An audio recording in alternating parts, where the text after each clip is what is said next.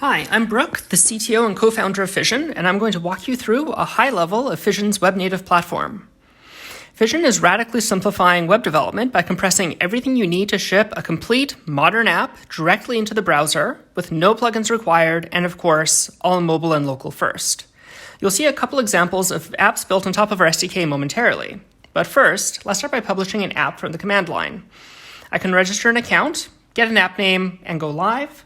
We can also run this as a watcher so that the app updates as soon as you hit save, which is often helpful, for example, when iterating quickly with a remote designer.